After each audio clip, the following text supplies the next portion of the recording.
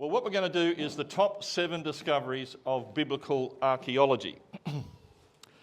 And I'm a little bit biased because I'm leaving out some. We've talked about the Rosetta Stone, very important. And then on Sunday, we'll be talking about another one. So I'm leaving those ones out because I'm already covering them. But these are 7 very powerful discoveries. There are so many, really. I started off with the top 10. And I had to chop out 3 because I didn't have the time to present them all. But anyway, these are 7 very, very important ones, I think. Now, Eric Metaxas is an American author. He has written an excellent book that you can get. It's called Is Atheism Dead? But, Time magazine years ago published a cover article called Is God Dead? And this was his response years later, Is Atheism Dead? And the first third of the book deals with the evidence of design in the universe, intelligent design in the universe. The last third of the book, he's dealing with science and the design in nature, in the cell and DNA and all this incredibly powerful stuff. But the middle third of the book, the biggest chunk of the book, he's dealing with biblical archaeology. And it's very readable, it's easy to understand, and if you want to read a little bit about biblical archaeology, I'd recommend you go and find this book and get a copy of it. Now, in this book, he makes this statement. What we now call archaeology began in the 19th century, but did not become a serious discipline until the latter part of that century. So it's only been around for 150 years, really. And only a fraction of what can be excavated has been excavated. Now, one of the things, the first great discovery that I want to talk to you about, that he deals with in his book too, is the nation of the Hittites and the discovery of this, or the rediscovery of this great kingdom of the Hittites. Between 1400 and 1200 BC, the Hittites established one of the great empires of the Middle East. But if you think of the great empires of the Middle East, people think of the Egyptians and the Romans and the Greeks or the Persians, but they never ever think of the Hittites. Their empire extended from the Black Sea in the north to Damascus in the south and over 1,000 kilometres from east to west in Anatolia or central Turkey. Yet this great powerful nation not only disappeared from history, but was lost and forgotten so completely that historians of the 19th century even denied their existence, a bit like with the Edomites. The 1861 Encyclopaedia Britannica under the subject Hittites contained 8.5 lines. And if you read it carefully, it's somewhat of a summary of what's found in the Bible and not a very accurate summary either. So Eric Metaxas, he correctly states, as early 19th century scholars began to make their case against the historical accuracy of the Bible, the non-existence of the Hittites came to be Exhibit A, and so it was. However, the historical records of the Bible mention the Hittites at least 46 times. For example, in the late 19th century BC, the time of Abraham, Abraham rose from beside his dead wife and spoke to the Hittites. And he said, I'm a foreigner and I'm a stranger among you. Sell me some property for a burial site here so I can bury my dead. So he bought the burial site from Hittites in northern Israel. And then you have Esau, a grandson of Abraham. He married 2 pagan Hittite women despite the strong disapproval of his parents Isaac and Rebekah. When Esau was 40 years old, he married Judith, the daughter of Beeri, the Hittite, and also Basemath, the daughter of Elon, the Hittite. Again, mentioned in the late 19th century BC. In the 15th century BC, time of Moses, when the Israelites entered the Promised Land, they had to deal with people groups who were already settled in the land, and it mentions the Hittites, the Amorites, the Canaanites, the Perizzites, the Hivites, the Jebusites, and the Marmites, and the Promites, and the Vegemites. But notice the Hittites are mentioned first in the list because they're the most important and the most powerful. In the 9th century BC, northern Israel was under siege by the king of Syria. And the Syrian army then heard the sound of chariots and horses, and so they said, "Look, the king of Israel has hired the Hittite and the Egyptian kings to attack us." So they got up and fled. Now, not only are the Hittites mentioned as striking terror into the hearts of the Syrian army, but they are mentioned first ahead of the Egyptians. And so the point is simply this, that according to Bible history, the Hittites were a very powerful kingdom, equal to that of the Egyptians. Now, we encounter the most famous Hittite in the story of David's adultery with Bathsheba, who was then married to one of his officers known only as Uriah the Hittite. So the Bible portrays the Hittites as a significant kingdom with great power stretching through the centuries. But because there was no evidence of the Hittite kingdom outside the Bible, many scholars denied their existence. The Hittites, according to these scholars, were just another Bible blunder, another evidence that the Bible history is full of myths and legends and fairy tales. And it's this backstory of disbelief and skepticism that has given the story of their rediscovery all the drama of a bestseller. By 1822, Jean-Francois Champollion had unlocked the mystery of the Egyptian hieroglyphs. So in the years that followed, scholars could read the hieroglyphic writing on the walls and the temples. Now, here on the south wall of the great hypostyle hall at Karnak, Ramesses the Great is boasting about his victories over his enemies. And on the wall, it shows him riding forth doing battle with the Hatti. But who were the Hatti people? Back in the 19th century, no one knew. On a wall adjoining the south wall is the Egyptian account of a peace treaty between Ramesses the Great and the Hatti. Now, obviously, the Hatti, whoever they were so powerful that the greatest pharaoh that ever lived could not even conquer them. He had to settle with a peace treaty. Now, if you're wondering whether the Hatti are the Hittites mentioned 46 times in the Bible, you would be correct. But no one knew that in the 19th century. So the story really begins with the Swiss explorer John Burckhardt, who accidentally discovered Petra back in 1812. Now, in 1809, while travelling in northern Syria, he passed through the city of Hamath, shown here on the map. And while he was there, he spotted some black basalt stones of great age, that's them in the picture, that were found in the foundation of a building in the city of Hamath. And on them was an inscription in a strange-looking language, hieroglyphic-looking language, but not like the Egyptian hieroglyphs. Now, John Burckhardt, he died in 1817, but he kept a journal which was later published in 1822 under the name Travels in Syria and the Holy Land.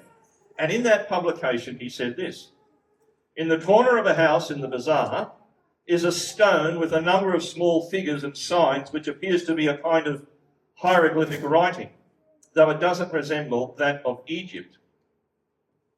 Well, some years went by, and in 1834, the French archaeologist Charles Texier was wandering through central Turkey looking for the lost Roman city of Tavium.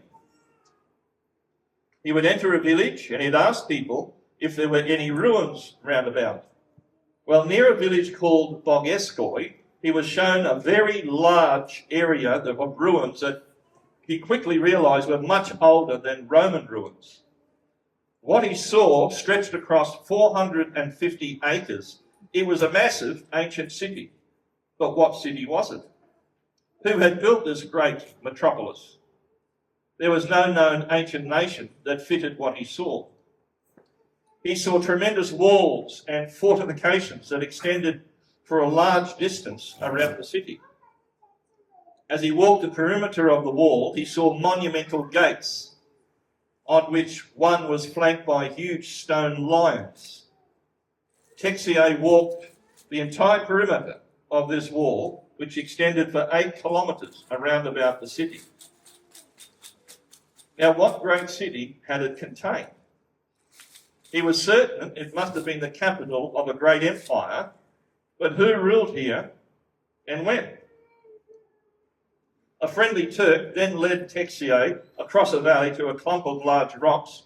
The place was known locally as Hezekiah, and he saw a bas-relief here carved into the rock with a procession of godlike figures wearing peaked hats. Well, what were they? Were they soldiers? Were they gods? Texier was mystified.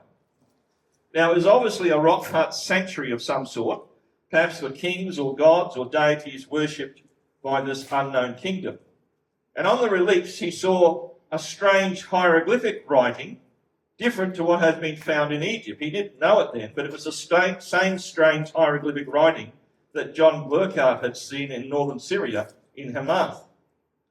Now, Texier, he didn't publish his account and his illustrations until 1862, some 30 years later.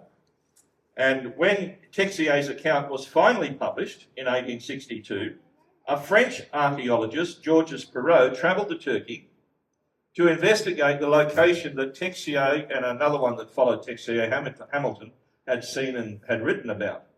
But Perrault found something that they didn't. It was a long inscription stretching 25 feet across, carved into the rock face. And the locals called it Nishan Tash, but again, he too was bewildered by the strange hieroglyphic writing. I'm just going to pause here. Are you okay with the sound? We're going to try to move the speaker and see if... Because it sounds like I'm going off and on. Yeah, continue. All right. By 1873, more reliefs with the strange hieroglyphs were also being found, some as far west as this location in Izmir in Turkey. Inscriptions and monuments were being found near Aleppo in northern Syria. And one wonders, when all these things are starting to accumulate now, how any language or culture could extend over 1,000 kilometres across from the Black Sea in the north to Damascus in the south, and yet somehow be altogether vanished from history. Well, William Wright had been studying the subject. He was an Irish clergyman, but an archaeologist as well. And about 1873, he arrived at a very novel conclusion. He was an expert in one ancient document which had been ignored by all the others involved in the mystery of this unknown kingdom. Wright believed that the document that he knew so well held the answer to this confounding puzzle. And from his knowledge of the Bible, he stated that the unknown kingdom was the biblical kingdom of the Hittites. And he published his book, The Empire of the Hittites, in 1884. And about the same time as Wright was making his case for the Hittites, another individual entered the picture, Archibald Henry Sayce, a famous archaeologist. He was a giant among archaeologists and was already famous as a pioneer in deciphering the ancient cuneiform or wedge-shaped writing of the Assyrians. He could read and write 20 modern and ancient languages, and he came to the same conclusion as Wright. And as he studied the inscriptions, he also concluded that all the evidence pointed to the long-lost empire of the Hittites. But he waited until 1880, and then he boldly declared before a meeting of the Society for Biblical Archaeology in London that all the evidence pointed to the Hittites of the Bible as the kingdom that they had discovered. Now, Wright and Sayce, you can imagine, they were attacked by the scholars at the time. They were called sarcastically, the inventors of the Hittites, but they maintained their stance. Then in 1887, nearly 2,000 kilometres away in Amarna in Egypt, hundreds of clay tablets were found in cuneiform writing addressed to Pharaoh Akhenaten, the father of Tutankhamun. And one of the letters was from a king Suppilulimas, I can't pronounce his name, who reigned from Anatolia or central Turkey. They read in these letters about numerous raids by the Hatti warriors. And there was also diplomatic letters from the king of the Hatti people. Now, evidence was now growing that this unknown kingdom was indeed the biblical of Hittites. They knew they were from central Turkey now. The Hatti were these Hittite people. Then in 1906, archaeologist Hugo Winkler was excavating at Hattusa near Bogasgali, and this is the same place that Charles Texier had found, and he uncovered an impressive hoard of 10,000 tablets.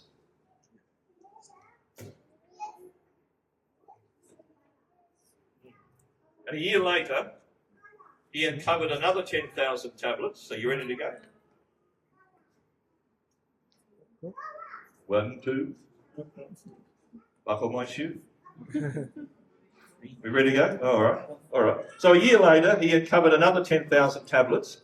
It seemed like the entire royal archive of the city.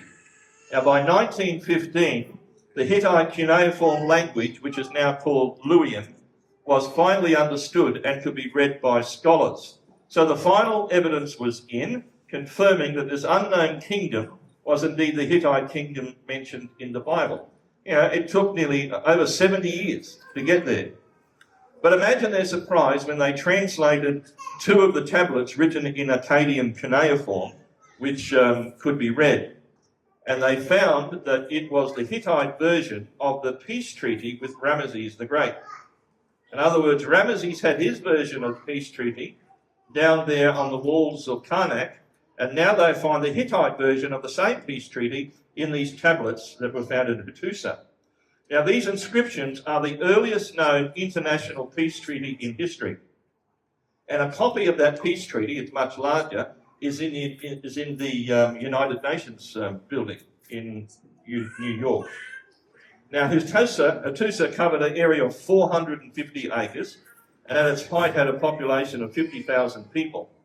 And from the 15th to the 13th century BC, they were one of the most powerful kingdoms of the Middle East, rivaling that of Egypt. But for 3,000 years, they were lost to history, but not lost to Bible history. Scholars of the early 19th century, they scoffed at the Bible's mention of the Hittites, even denying their existence. Now, this evolutionary geologist, Professor George Frederick Wright, admitted the following: the numerous references in the Bible to this mysterious people were unconfirmed by any other historical authorities, so that many regarded the biblical statements as mythical, and an indication of the general untrustworthiness of biblical history.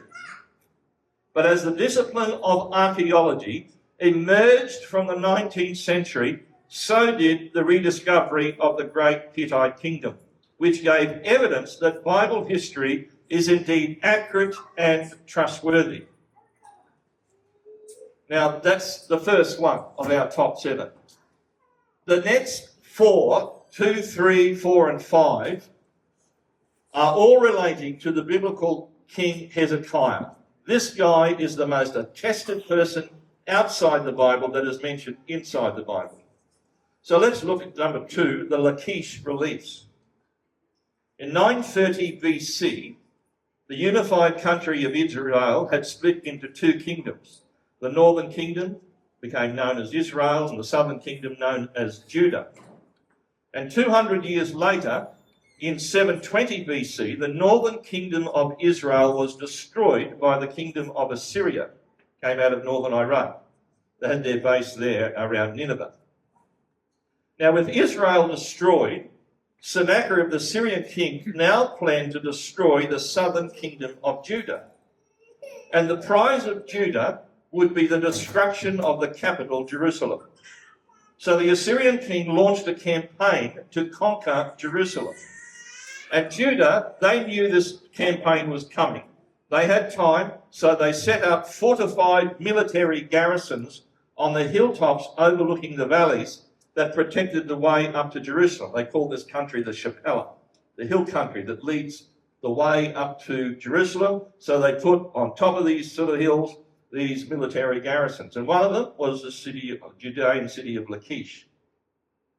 Now we know from Assyrian history outside the Bible that there was a king called Sennacherib, Assyrian king. His reign was from 704 to 681 BC. We also know that Sennacherib had built a great palace at Nineveh on the Tigris River. So there's our map, and here's a Google Earth site of Nineveh, which is in Mosul, in northern Iraq today. I would fly over there and have a look, but it's not very safe. I'm waiting one day, maybe it will be. But right in there in that circle, that's where Sennacherib's palace. He called it the palace without rival. You know, he's a bit up himself, I think. But it certainly was a glorious palace. And the walls of some 70 rooms in this structure, they were carved with limestone slabs with scenes that commemorated his royal exploits, you know, his victories. And for 2,500 years, they lay buried and forgotten. In 1847, British diplomat and amateur archaeologist Austin Henry Layard, who later became a great archaeologist, he discovered Sennacherib's palace at Nineveh. And his discovery drew a huge amount of attention. The focus of the excitement of Layard's discovery of the palace of Sennacherib came from a room they labelled Room 26. Now you can imagine, they're discovering now the palace of Nineveh. Not only is Nineveh mentioned in the Bible, so back in the 1970s, most people believed in something about the Bible, in Europe and England and so on, the Western world. And so these discoveries were top page, headline news around the world. And one important room was this room, Room 26. Now, Layard found the walls of this room covered with limestone, 8 feet tall and 80 feet long, wrapping right around all four walls. Every inch of the room's walls was powerfully depicting only one scene in history: Sennacherib's defeat of the southern Judean kingdom city of Lachish. Now, the artwork identifies itself as the Battle of Lachish.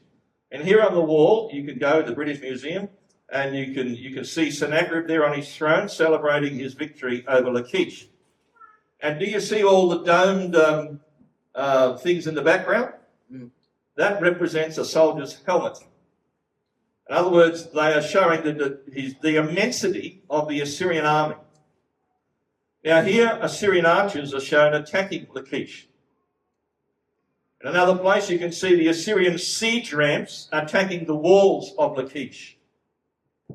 Here's a bit closer on.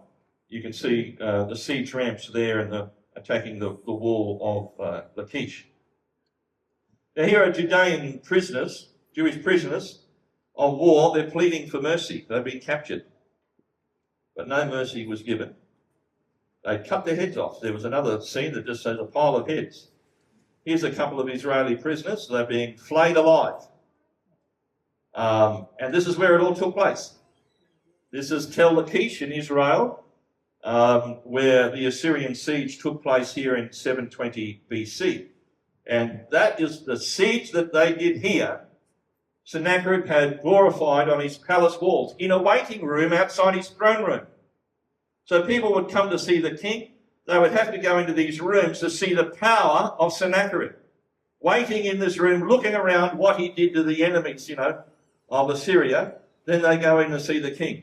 And he glorified his victory over this site here. Now here's an aerial view. It shows the main gate into Lachish.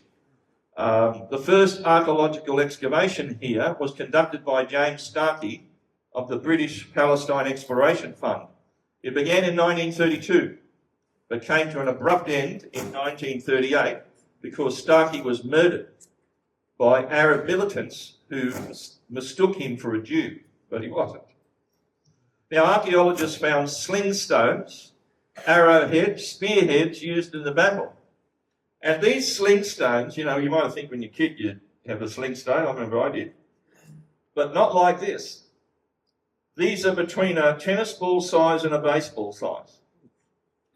They weren't little pebbles.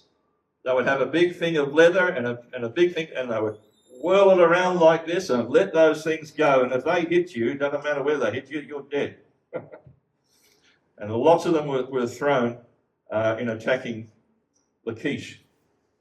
You can still see here the Assyrian stone siege ramp they built in order to bring their battering rams against the walls of Lachish. It's still there. So this is where they broke through the walls of Lachish along this siege ramp. And when they got in there, there were no mercy for the defeated Israelis. So the Assyrian army under King Sennacherib conquered Lachish, the second largest city of Judah.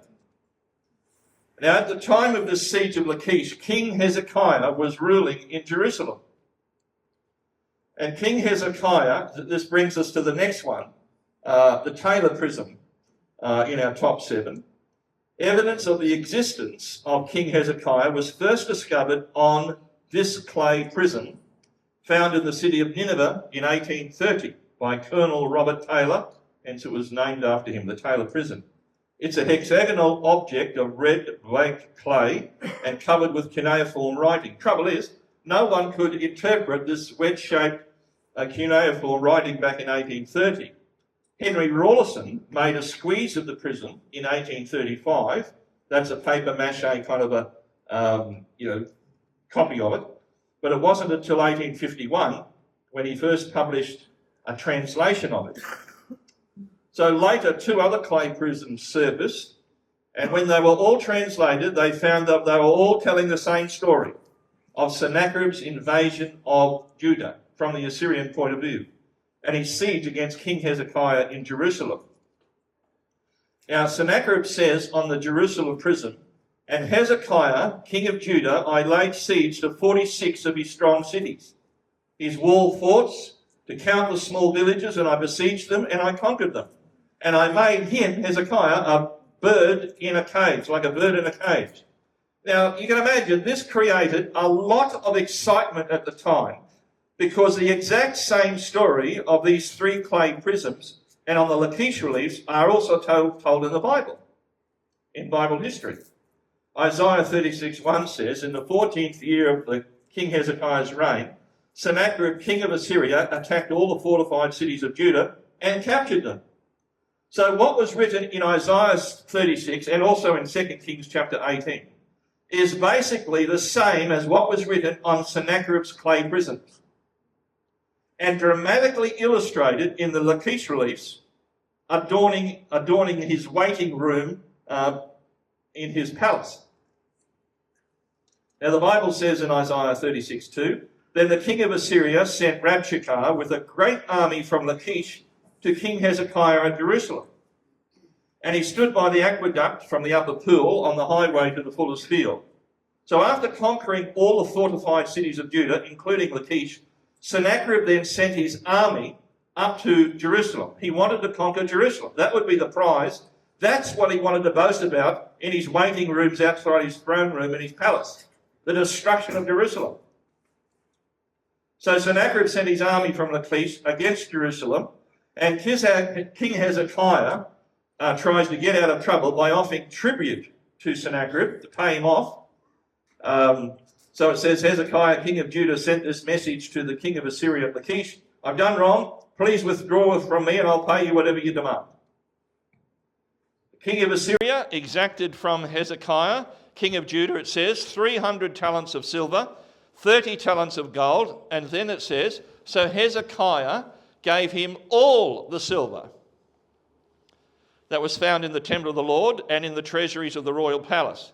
Now, the amazing thing is that this tribute paid by Hezekiah, mentioned here in 2 Kings, is also on Sennacherib's clay prisms as well.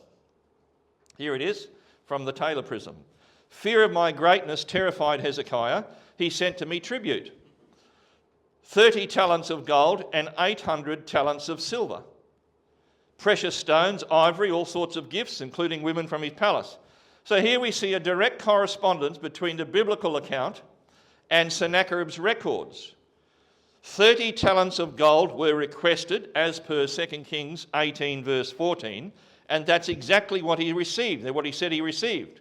However, the Bible states that 300 talents of silver were requested, and Sennacherib's inscription says he got 800 talents of silver. Well, how so? Well, the Bible said Hezekiah gave him all the silver, not just 300, but all that was found in the temple. And so obviously it amounted to 800, and he hoped that would pay him off. Now, these clay prisms of Sennacherib are a tremendous discovery that confirm the exact same historical account as revealed in the Bible. And so they deserve, in my opinion, top 7 listing of discoveries in biblical archaeology. We're not dealing with a book of blunders and fairy tales and legends and myths, but a book of exact history. Now, a message is sent to Hezekiah from the Assyrians. Don't let Hezekiah mislead you when he says the Lord will deliver us. Have the gods of any nations ever delivered their lands from the hand of the king of Assyria? So the Assyrian army is now outside the walls of Jerusalem. So Hezekiah goes into the temple to pray for help. And by the way, if you were king at the time and the Assyrian army was outside your city, you'd do exactly the same thing. There's an old saying from the war years, there's no atheists in foxholes. And Hezekiah went and he prayed because there was no mercy given to prisoners of war from the Assyrians. Then he went up into the temple of the Lord, he spread it out before the Lord, and Hezekiah prayed to the Lord. And the answer to his desperate prayer came through the prophet Isaiah. Therefore, thus says the Lord concerning the king of Assyria, he will not come into the city, nor shoot an arrow there, nor come before it with a shield, nor build a siege mound against it, like he did down there at Lachish. By the way he came, the same he'll return. He will not come into the city, says the Lord, for I will defend the city, to save it for my own sake and for my servant David's sake. And then we know the story. The angel of the Lord went out and killed in the camp of the Assyrians 185,000. When the people arose early in the morning, they're all dead. And the fascinating fact is that King Sennacherib never boasts about destroying Jerusalem. The clay prism says he made Hezekiah a prisoner shut up in his city like a bird in a cage. And that's all he could do. He didn't conquer Jerusalem. The Bible says he wouldn't, and his own records say he didn't. So what is the significance of the discovery of the Lachish reliefs and these 3 clay prisms? Well, not only are both Sennacherib and Hezekiah mentioned in the Bible, also confirmed outside the Bible, but number 1, the discovery of the Lachish reliefs and the 3 prisms confirm Judah as a very powerful, important nation in the 8th century BC. I mean, a king of Assyria, of an empire as great as Assyria, you don't brag about a victory over a weak, insignificant opponent. One is not impressed if you steal candy from a baby. So again, it shows that Israel was a great kingdom. Secondly, Sennacherib uses 8 feet by 80 feet of wall in a waiting room in his palace to brag about destroying Lachish. Why didn't he use that space to brag about destroying Jerusalem? That would have been the number 1 prize to brag about. Lachish is regarded as the 2nd most important city of Judah behind Jerusalem, but destroying Jerusalem would have sent a message through the then known world that the God of Assyria is greater than the God of Israel. But he couldn't boast about that because he didn't defeat it. In fact, he got defeated. Thirdly, the destruction of Lachish is the most widely documented event from the Old Testament. 4 independent sources tell the story. The Bible, in the Assyrian cuneiform prisms, in the excavations at Lachish, and the Lachish reliefs in the British Museum. So the Lachish reliefs, the clay prisms, are definitely top 7 discoveries. So when we read the history contained in this book, I weigh with the idea that it's myth and fairy tale. It's not. But accurate history of what actually took place. Now we come to another one, number 4, Hezekiah's tunnel in Jerusalem. Anyone been to Jerusalem, by the way? No one? Well, get it on the bucket list. Yeah. How did Hezekiah prepare for this Assyrian invasion? He knew it was coming, and so he prepared. And so it says here, now the rest of the acts of Hezekiah and all his might and how he made a pool and a tunnel and he brought water into the city. Are they not written in the books of the Chronicles of the Kings of Judah? And so it says there, after all that Hezekiah had so faithfully done, Sennacherib, king of Assyria, came and invaded Judah, and he laid siege to the fortified cities, thinking to conquer them for himself. And when Hezekiah saw that Sennacherib had come, he intended to wage war against Jerusalem. He consulted with his officials, his military staff, about blocking off the water from the springs outside the city, and they helped him. He blocked up the upper spring of Gihon, and he brought water down through a tunnel to the west side of the city of David. And so he succeeded in everything he did. Now today, you can visit Jerusalem and walk through the very tunnel that Hezekiah built to keep the water inside the city, to tunnel it inside the city. So back in 2019, we descended down into the tunnel. The length of the tunnel is 533 metres, or 1,749 feet, from the Gihon Spring, which was outside the city walls, to the pool of Siloam, which is inside the city walls. Now Hezekiah built this tunnel in preparation for the Assyrian invasion by Sennacherib in 701 BC, to keep the water inside the city and to deprive the invading armies from any water outside the city, from any springs. So it follows a gradual descent, just enough to keep the water flowing downward. It's amazing how they built it.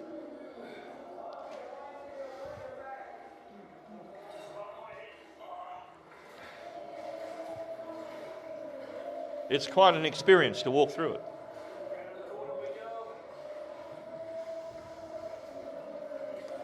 They started their excavation of this tunnel on either side, and they met in the middle. It winds through like a snake trail, and they met just four feet away from each other. They could hear the sound of the picks, and then they joined together. How they did it, I don't know. But there it is. Now, it wasn't until 1880 that this tunnel was confirmed to have been built by Hezekiah in preparation for the Assyrian siege in 701 BC. It was a teenager by the name of Jacob Elihu Spafford, who was playing hooky from school, actually, back in 1880, who knew of the tunnel, and he decided that with the light of a candle, he was going to go through the length of the tunnel. He had a mate on the other end, and he said, look, we'll go through with the light of the candle, we'll meet in the middle, let's do it. He was only 18 feet into the tunnel when he fell over in the water, and as he looked, he saw just above the water line what looked like an inscription cut into the limestone wall. So he reported the find, and some months later, a Syriologist, Dr. Archibald Sayce, was in town in Jerusalem, and he identified the writing as an old Hebrew writing of the 8th and 7th century BC. Now, the original Siloam inscription is today in the Istanbul Archaeological Museum, and it records how the builders built the tunnel by starting at each end and meeting in the middle. And it twists and turns through 1,750 feet. But as I said, they met just 4 feet from only 4 feet apart from each other. And it comes out here, water from the Gihon Spring flows through the tunnel today, and it exits here, and it comes down to the site of what was the pool of Siloam, also originally built by King Hezekiah. And the Israeli authorities have bought the land around, and they've excavated. You can see the steps going down into the pool. And they hope to find all 4 corners of the pool, but they haven't. They've only found one side. But their plan is to reconstruct the pool of Siloam right there, where it used to be. And there used to be a sort of an ascending staircase, you can see from the pool, going up to the Temple Mount in Jerusalem. So this tunnel is another witness in stone of the reliability of biblical history and the truthfulness of a specific Bible text. Now let's go to another one, just quickly about Hezekiah. This is number 5, and that's his seal impression. This bulla, just a little 1 centimetre round clay bulla, was found in 2009, but was put into storage after an initial inspection failed to establish its origin. So only in 2015 did an archaeologist discern what the inscription actually said. It was found by a team from the Hebrew University of Jerusalem, directed by Dr. Eilat Mazar. She's passed away now. It was found at the site of an ancient dump out beside the wall that surrounds Jerusalem's old city. Now, news of this discovery, again, was reported around the world. Impression of biblical king seal found in Jerusalem, belonging to Hezekiah, it says, son of Ahaz, king of Judah. And another one, impression of King Hezekiah's royal seal discovered in excavations in Jerusalem, and so on. This is the first seal impression of an Israelite or Judean king to come to light in a specific archaeological excavation. This is Dr. Eilat Mazar, and she said it was the closest we can get to something that was held by King Hezekiah himself, because he would have had to press his signet ring into it to authenticate the document. So it was found here. This is the wall just outside Solomon's Gate into the city, and they found it there, and it says belonging to Hezekiah, son of Ahaz, king of Judah. It's now in the Israeli Museum. And another solid piece of evidence, again, that show these kings are real kings. They're not just mythical fables. So now we come to number 6, the black obelisk of Assyrian King Shalmaneser III. In December of 1846, Sir Austin Henry Layard was excavating at Nimrud, which is about 38 kilometres south of Mosul, near the Tigris River. And his workmen wanted to shut things down. You know, it was bitter cold, it was late in the season, the ground was hard, it made digging very difficult, and so on. But Layard persuaded his men just to dig for one more day. And no sooner had they returned to work when a workman's tool struck something hard. And what they found was an astounding black limestone stele in the form of an obelisk. And it's 4 sides with 5 registers of sculptures there. It was from the 9th century BC, and it pictured the Assyrian king Shalmaneser III, who reigned from 858 to 824 BC. Now, in these images, he was shown to be receiving tribute from a number of defeated subjects, beneath which there was Akkadian cuneiform, this wedge-shaped writing. Now, in 1846, cuneiform writing was only just beginning to be deciphered, so no one knew what the writing said when they discovered this obelisk. The pictures showed 2 kings prostrating themselves before Shalmaneser, with others following items of tribute. Now, 500 kilometres, to get this thing back to the British Museum, it took 2 years to get his items to come back. So it had to go from Nimrud, 500 kilometres by river raft down to Baghdad. That journey took 2 months. Another 450 plus kilometres to Basra. And then by ship it had to go around to Bombay and Calcutta in India before meeting a ship to take it back to England. So 2 years later it finally got back to London. And while the obelisk was at Baghdad on its journey, Henry Rawlinson was at Baghdad at the time, and he had to go at deciphering the text. But cuneiform was not completely understood, but he had to go. And he said the second line of the offerings are said to have been sent by Yahuwah, son of Hubiri, a prince from whom there's no mention in the annals, and of whose native country, therefore, I am ignorant. Well, finally, after an enormous journey, taking 2 years, in 1848, the item finally arrived in London, was given pride of place in the British Museum. And I can't describe to you what a sensation in London that this caused. Thousands flocked to the British Museum to look at an object from Nimrud that they didn't even understand what the object said. But, this is the first discovery, and they were just excited. There's stuff coming out of the Middle East. Now, in 1851, cuneiform was better understood, and Edward Hincks, an Assyriologist himself, came to the British Museum and he read the inscription and he realised that Layard had not correctly deciphered it back in 1847. And he said that the figure kneeling before the Assyrian King Shalmaneser III was not some character called Yahuwah, son of Hubiri, but Jehu, son of Omri, biblical king. Now, the identification of Jehu, son of Omri, struck a thunderous blow to those that thought the Bible was the stuff of myth and fable.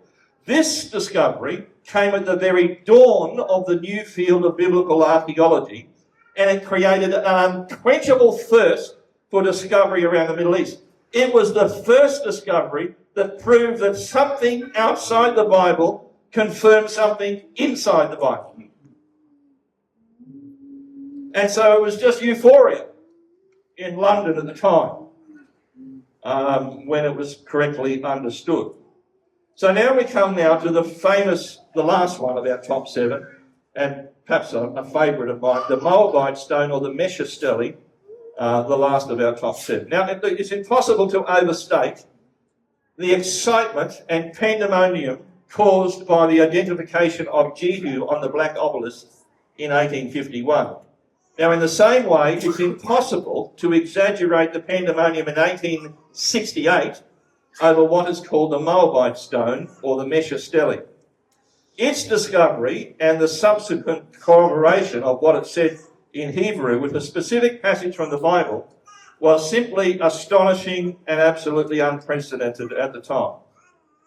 Now, unlike the black obelisk of Shalmaneser, that was the first discovery to confirm the existence of a biblical king, namely Jehu, this discovery actually confirmed a specific Bible passage. And following its discovery, there was tremendous excitement and demand for more archaeological excavation.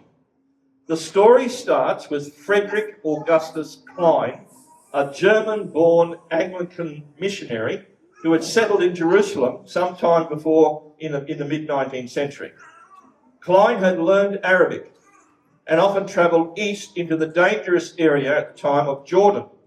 He was a kind man, and he eventually gained the trust of the Bedouin tribes in Jordan. And on one occasion, he was visiting the Bani Hamada Bedouins who lived in their tents near what was the capital of the Moabite kingdom 3,000 years ago. So while Klein was here, the locals told him of a remarkable ancient stone with an inscription on it. And so they took him to have a look. So here's the location of ancient Dibon in Jordan. This is the capital of the Moabite kingdom. Some of the ruins there and the site there. So when Klein first saw the stone, he knew immediately that this was a significant discovery and he had to get his hands on it. It was a black basalt stele about 3 foot high, 2 foot wide, 34 lines of what looked like Hebrew writing, but he couldn't understand it. But he knew he must try and negotiate with the Bedouins to buy it. Well, they set a great big price on it, and in no way could he afford that. So Klein made a quick sketch of the stone, copied some of the characters, and he returned to Jerusalem to, get the money. So he informed Henrik Petermann, the Prussian consul. He knew the German government would be beside themselves to claim this prize for the Berlin Museum. Remember, it was the English, the French, and the Germans that were getting excited about archaeology. And so he thought, well, the Germans would want to have it. So they telegraphed Klein and they said, look, you get this thing at whatever the price, you get it as quick as possible. But the trouble was, the Bedouins now knew that the stone was worth a bit of money. The French and the English have now entered the scene. And so you had the 3 great European powers all clamouring over themselves to get their hands on this stone. Now we now know that the writing was Canaanite Hebrew and that the writing actually accounted events from a passage in the 3rd chapter of 2 Kings. So here it is in 2 Kings. Now Mesha, king of Moab, was a sheep breeder. He regularly paid the king of Israel 100,000 lambs and the wool of 100,000 rams. But it happened when Ahab died that the king of Moab rebelled against the king of Israel. Now here's a partial translation of the Moabite stone, the Mesha stele. I am Mesha, son of Chemosh, that's the god, the king of Moab, the Dibonite. As for Omri, there he is, Omri mentioned in the Bible, the king of Israel. He humbled Moab for many years, and his son, which was Ahab, reigned in his place. And he also said, I will oppress Moab. But then the Mesha says, but I have triumphed over him and over his house, and Israel has perished. Wow. Just about an exact corroboration of a historical statement in the Bible as was on the Mesha stele.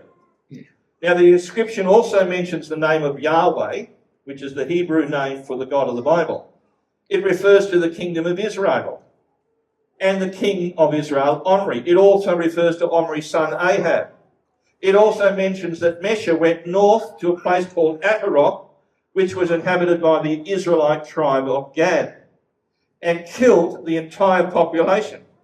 Then he said he attacked Nebo and killed everyone, 7,000 people, men, boys, girls, and pregnant women. He got after all of them.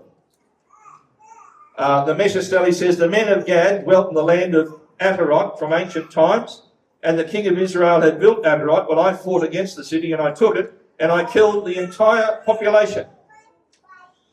Now, a French amateur archaeologist, Charles Clement Ganneau, was a linguist, and he was very keen to get hold of this inscription.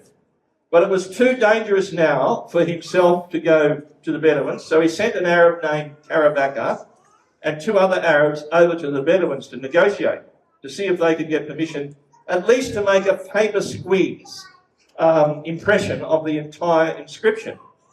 Well, they got permission to do so, but before this paper squeeze was dry, it was like wet paper mache, before it was dry, the situation just exploded into violence. And we don't know what happened, but Karabakar suffered a spear wound to the face, and another man suffered a wound to the leg by a spear. And these spears weren't little things. They got, so evidently the violence broke out. So Karabakar's unwounded companion, he managed to pull the still wet squeeze from the inscription, but unfortunately, in pulling it off, he ripped it in 7 pieces. He shoved it into his robe. They jumped on their horses and they fled for their very lives. And arriving back in Jerusalem, Ganneau finally got the torn squeeze that nearly cost the 3 Arabs their lives. Now, bartering was going on by the European powers, who were all eager to get hold of this stone. But by November 1869, the Ottoman Turks now entered the picture, and they controlled the area, and they were ready to dispatch soldiers and take this stone by force. But the Bedouins hated the Turks. So rather than have the despised Turks take the stone, they decided to do something incredibly, really, really radical. They lit a roaring bonfire around the stone. They brought this priceless treasure to such temperature that when they poured cold water on it, it did what they expected. It cracked and shattered and broke, and they smashed it apart into almost 100 pieces. And those pieces were then distributed amongst the families of the tribe. The demise of the Mesha study. Now, when news of this got back to Jerusalem, everyone they were just devastated. None more so than Ganneau, yet he was absolutely determined at all costs to get this inscription, even if it was broken in 100 pieces. So he bravely returned to the Bedouins, and eventually he was able to acquire 56 pieces of the shattered stone by paying them. And with the torn squeeze, he was able to reconstruct the missing portions. And so after all the drama, since 1873, the restored stone has been sitting in the Louvre Museum in Paris. And I had a look at it when I was over there. This amazing stone presented to the world spectacular evidence that what was found in the Bible could be confirmed outside the Bible. It is one of the great discoveries of biblical archaeology, showing from the Moabite perspective the very events recorded in 2 Kings chapter 3. It's another powerful witness of the accuracy of Bible truth. You know, that 53 people mentioned in the Bible have been confirmed archaeologically outside the Bible. All sorts of people. You know, W.F. Albright was a giant in Middle East archaeology. He said, look, during these 15 years, my initially rather sceptical attitude toward the accuracy of the Israelite historical tradition, or the Old Testament, has suffered repeated jolts as discovery after discovery has confirmed the history of the details which might reasonably have been considered legendary. He was amazed by what is being discovered. And let me repeat what Dr. Nelson Gluick, an American archaeologist, Jewish descent, he became an expert archaeologist, and he said, no archaeological discovery has ever controverted a biblical reference. And that is true after more than 170 years of archaeological research in the Middle East. Scores of archaeological findings have been made which confirm in clear outline or in exact detail the historical statements found in the Bible. So what conclusion should you walk out of this room with tonight? Number one, you can trust that book. It speaks the truth. And you don't even have to be a believer to accept that. As I said, a fact is a fact. You can't deny it. That these things that are written about history in the Bible have been found outside the Bible. That's a fact. But what's amazing is some of these things that are written in the Bible are predicting things that are yet to take place in the future, and they've also come to pass. And we can see that archaeologically as well.